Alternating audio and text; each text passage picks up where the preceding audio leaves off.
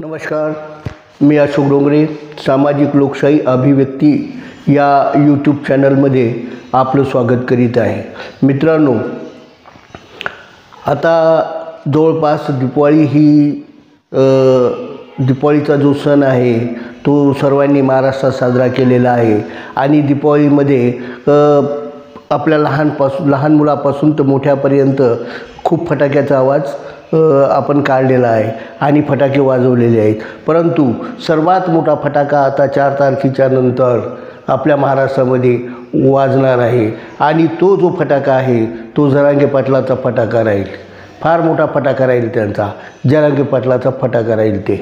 आणि आज महाराष्ट्रामध्ये जी परिस्थिती निर्माण झालेली आहे तर मराठ्यांचे 105 मतदारसंघ आणि SC STचे 54 मतदारसंघ असे 159 मतदारसंघामध्ये जरांगे पाटलाची जी पकड आहे तर ती 4 तारखेच्या नंतर आपल्याला त्यांची जी स्ट्रॅटेजी आणि त्यांची जी रणनीती आहे ती आपल्याला पाहायला मिळणार आहे. आणि एवढी जबरदस्त पाहायला मिळणार आहे कारण मराठा समाज, दलित समाज आणि मुस्लिम समाज आणि DMM या नावाचं हे फार मोठं वादळ आणि या नावाचं फार मोठं वादळ आपल्या महाराष्ट्रामध्ये निर्माण होणार आहे. आणि त्यांच्यासोबत DMMच्या सोबत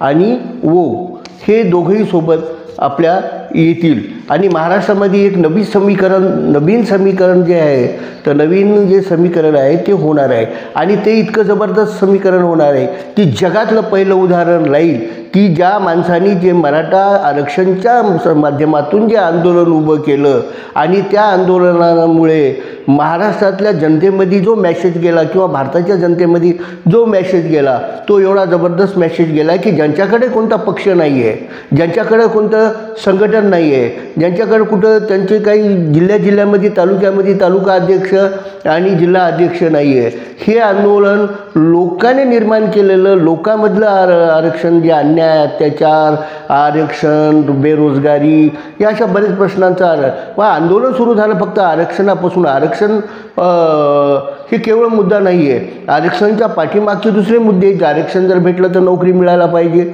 आणि नोकरी मिळायला पाहिजे, रोजगार मिळायला पाहिजे. ते ह्या सर्व गोष्टी त्याच्या पाठीमागं आहेत. आणि ज्यावेळेस त्याच्यामधून जे आंदोलन निर्माण झालेलं आहे आणि जर महाराष्ट्रामध्ये जर जरांगे पाटलांच्या जवळपास ज्या 105 मतदारसंघ ज्याच्यामध्ये मराठा समाजाचं वर्चस्व आहे आणि जवळपास त्याच्यामध्ये दलित जे फॅक्टर आहे जिथं आदिवासी आणि दलित आहे तर या ठिकाणचं जर समजा त्या ठिकाणी मराठ्यांना त्यांना सपोर्ट केला आणि स्वतः दलिताची आणि मराठ्याची वोटिंग आणि मतं एकत्र जर आले तर महाराष्ट्रामध्ये 159 अशा सीटा महाराष्ट्रात येऊ शकतात अशी परिस्थिती आहे. म्हणजे महाविकास आघाडी आणि महायुती या दोघांचं ही समीकरण हे बिघडणार आहेत. आणि दोघांचे समीकरण जर बिघडले तर महाराष्ट्रात काय होऊ शकते तुम्हाला माहिती आहे की भारतीय जनता पार्टी जे सत्ताधारी जे पार्टी आहे किंवा एकनाथभाई शिंदे आहेत ते ह्यांच्यामध्ये फार मोठा म्हणजे भयंकर भूकंप येण्याची शक्यता आहे. आज ते एवढ्या म्हणजे याच्यामध्ये परेशान आहेत की आपण काय करायला पाहिजे, काय नाही करायला पाहिजे.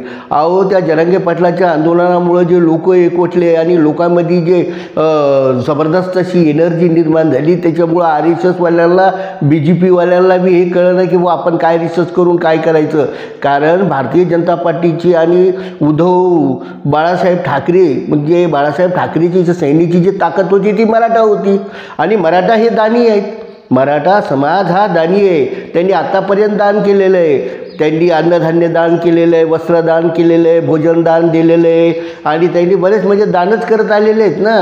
म्हणजे हा दानी समाज आहे. आणि ज्यांनी आज देत राहिला पहिलेपासून तो देत राहिला. आणि आजही छत्रपती शिवाजी महाराजांचा जो मावळा आहे, छत्रपती शिवाजी महाराजांची विचारधारा आहे, महात्मा फुल्यांची विचारधारा आहे, बाबासाहेब आंबेडकरांची विचारधारा आहे, बिरसा मुंडाची विचारधारा आहे. म्हणजे ह्या विचारधारेच्या अंतर्गत जो मराठा समाज आणि दलित समाज जर हा एकत्र जर झाला तर आज महाराष्ट्रामध्ये आनंदाचं वातावरण निर्माण होईल, लोकांमध्ये आनंद निर्माण होईल आणि लोकांच्या प्रत्येक समस्या ह्या सोडवायला जातील आणि ही तिसरी शक्ती उभी राहील. ही जर तिसरी शक्ती उभी राहिली तर महाराष्ट्रामध्ये जे प्रस्थापित आहे, जे सत्ताधारी आहेत, जे या भारत स्वतंत्र झाला तेव्हापासून आम्हाला वापरून राज्य करणारी जी लोक आहेत, तर त्या लोकांच्या थोबाडीत मारून आम्ही स्वतः सत्तेत राहू, ही बोलणारी जी भूमिका ही पहिल्यांदा आज महाराष्ट्रामध्ये निर्माण होईल की बाबा आम्हाला स्वतः सत्ता करायची, सत्ता तुमच्या हातात द्यायची नाही, मतदान आम्ही तुम्हाला करायचं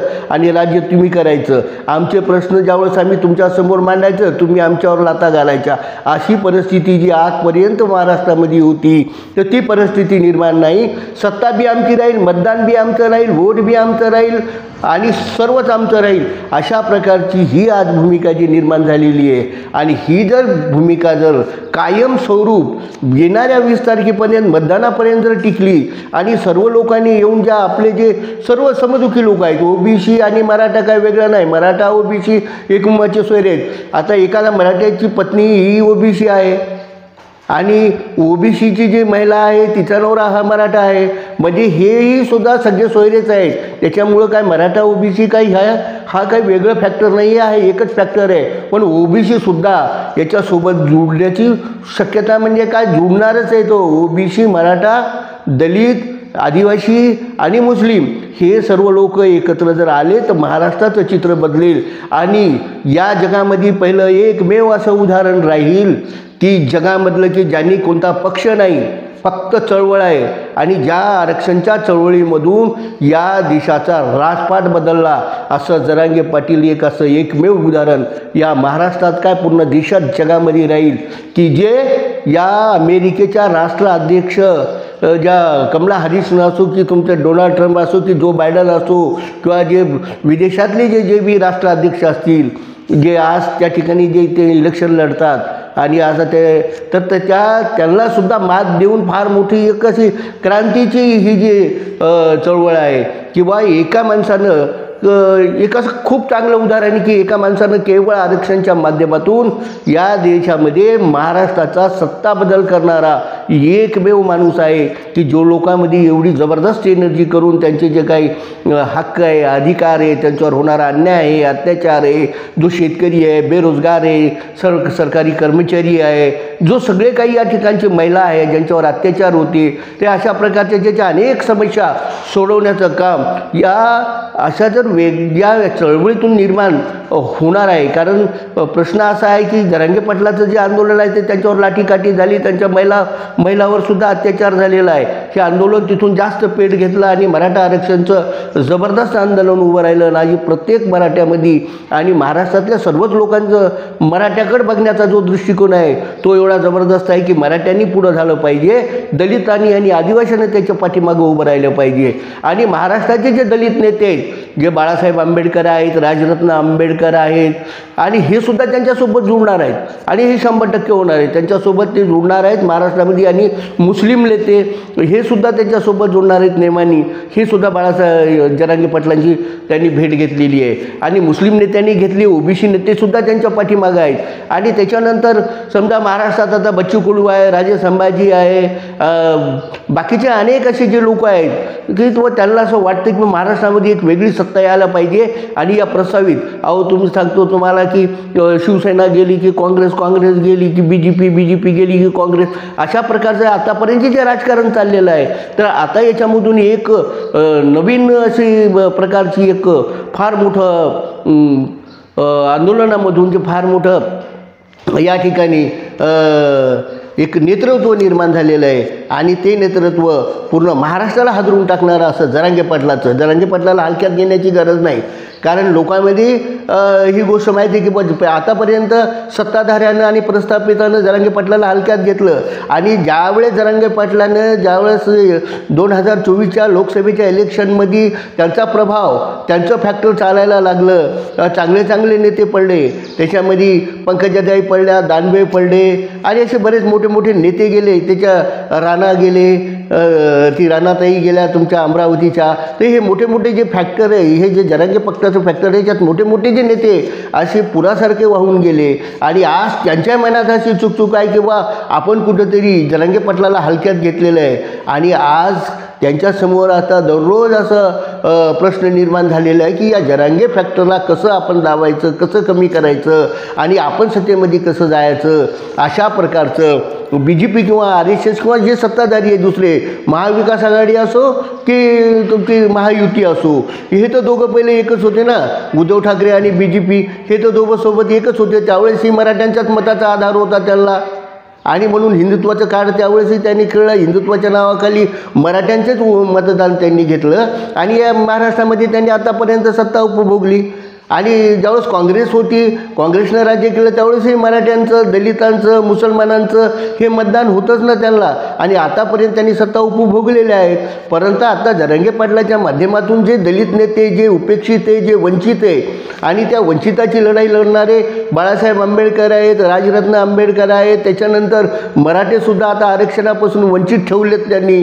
तर त्याच्यामध्ये हेही सुद्धा मराठे वंचितच राहिलेले, हजारो वर्षापासून मराठ्यांना वंचितच ठेवले. छत्रपती शिवाजी महाराजांची जी लढाई होती, तर ती लढाई की जो इथला जो वंचित समाज आहे, जो इथला मागासवर्गीय समाज आहे आणि इथला जो दलित समाज आहे, इथला तळागाळातला समाज आहे, असाचे सगळ्या मावळ्याला जमा करून या ठिकाणी त्यांनी स्वतःचं राज्य निर्माण केलं आणि प्रत्येकाला, आपल्या प्रत्येक समाजाच्या माणसाला त्यांनी अधिकार दिले आणि त्याला जगण्याचा अधिकार दिला. छत्रपती शिवाजी महाराजांची ती जी विचारधारा आहे, त्या विचारधारेला पुढे नेण्याचं काम या माध्यमातून या मराठा समाजातले आणखीन अनेक विचारवंत आणि जे खूप मोठे मोठे विचारवंत आहेत महाराष्ट्रातले, त्यांच्यासमोर मी ते आता जरांगे पाटलाला भेटलेलेच आहे. जरांगे पाटील हे एक चळवळीचं माध्यम आहे, परंतु त्याच्यामागे काम करणारे सगळे जे विचारवंत आहेत, तर ते जे विचारवंत आहेत ते या महाराष्ट्राला, ज्या महाराष्ट्राला यांनी रसातळी घातलेले, ज्या महाराष्ट्रामध्ये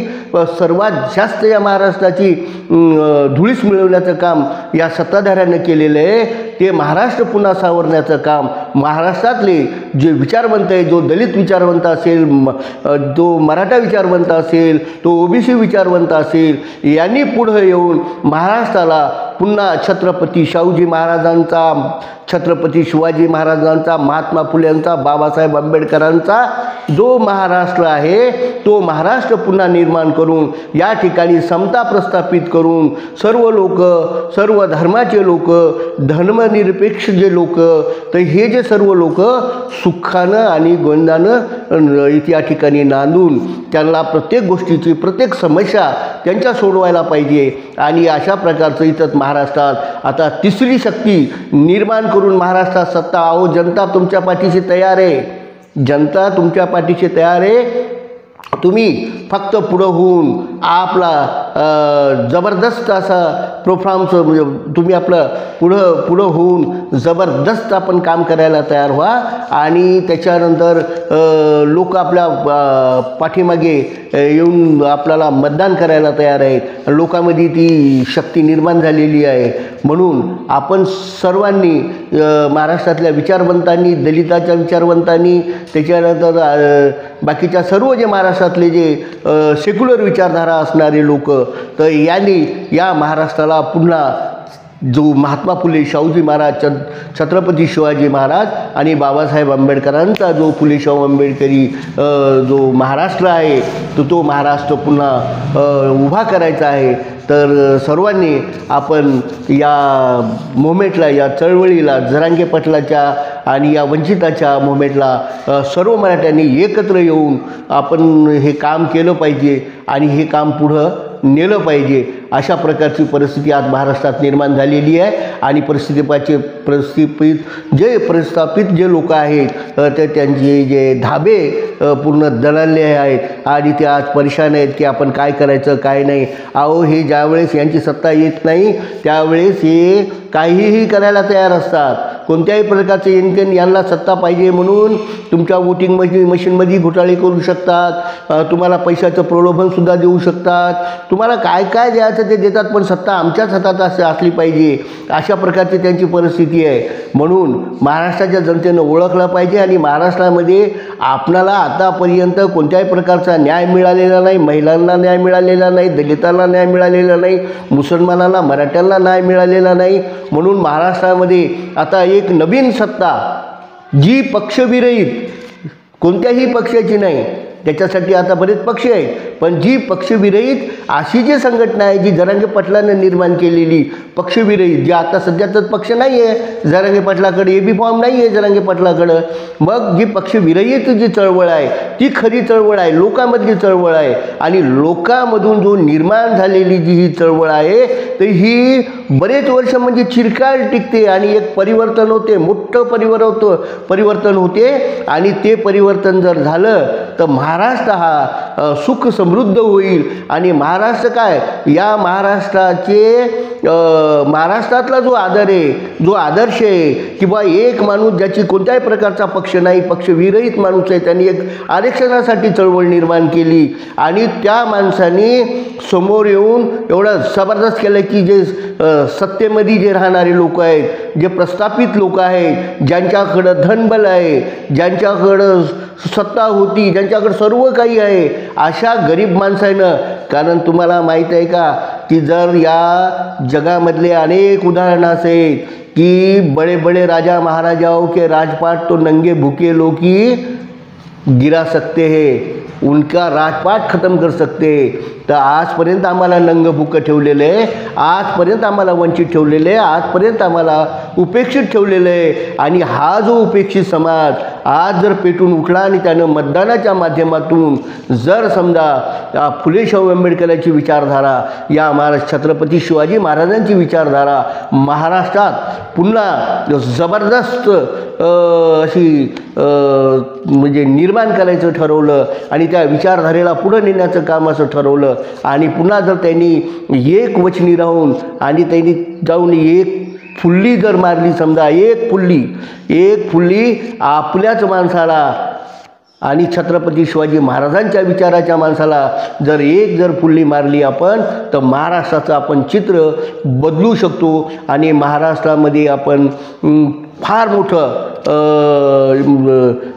जे राजकारणी आहेत त्या राजकारण्याला मातीला मिसळू शकतो आणि या महाराष्ट्रामध्ये एक चांगल्या प्रकारचं वातावरण निर्माण करून सगळे आनंदानं आपण राहू शकतो आणि आपले प्रश्न आपण सोडवू शकतो. आणि आपली सत्ता, आपले प्रश्न आपण सोडवणार. शैक्षणिक प्रश्न असो, राजकीय प्रश्न असो, सामाजिक प्रश्न असो, अन्याय अत्याचाराचा प्रश्न असो किंवा आरक्षणाचा प्रश्न असो, हे सगळे प्रश्न सोडवण्यासाठी मतदान आमचं, राज्य बी आमचं, सत्ता बी आमचे, मुख्यमंत्री बी आमचा, आमदार बी आमचं आणि मंत्रिमंडळ बी आमचं आणि निर्णय बी आमचा आणि जनताही आमची. आणि जनतेसाठी होणारे निर्णयही आमचे, शेतकऱ्यासाठी होणारे, विद्यार्थ्यासाठी होणारे, बेरोजगारासाठी होणारे निर्णयसुद्धा आमचे.